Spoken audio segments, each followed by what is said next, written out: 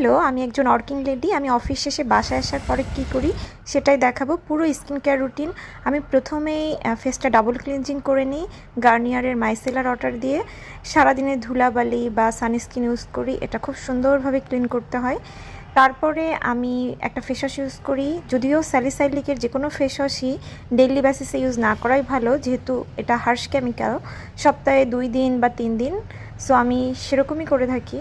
তারপরে স্কিনটা আমি ড্রাই করে নিলাম। এখন আমি এই দুইটা প্রোডাক্ট ইউজ করি। প্রথমেই আমি এই স্নেল মিউসিনের এটা ইউজ করি। এটা স্কিনের জন্য খুবই ভালো, আমার স্কিনে বেশ ভালোভাবেই স্যুট করে, খুবই জেন্টাল, স্কিনকে কাম রাখে।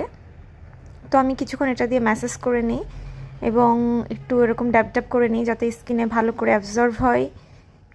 সেরাভির এই ময়শ্চারাইজারটা স্কিনের জন্য খুবই ভালো, কারণ এতে সিরামাইড নামে একটা ইনগ্রিডিয়েন্ট আছে যেটা আপনার স্কিনের হাইড্রেশন ধরে রাখতে কার্যকরী ভূমিকা পালন করে। এটা আমি রিসেন্টলি ইউজ করা শুরু করেছি।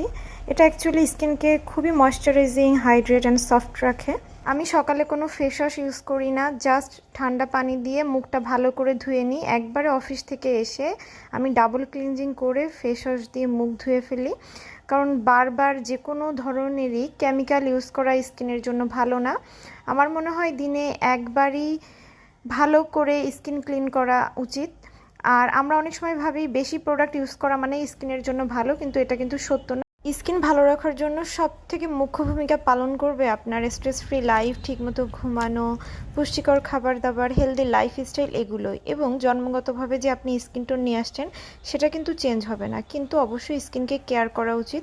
তবে খুব বেশি প্রোডাক্ট স্কিনে ইউজ করা উচিত না। স্কিনের কন্ডিশন জেনে বা বুঝে কী ট্রিটমেন্ট করতে চান সেই অনুযায়ী আপনার প্রোডাক্ট ইউজ করা উচিত।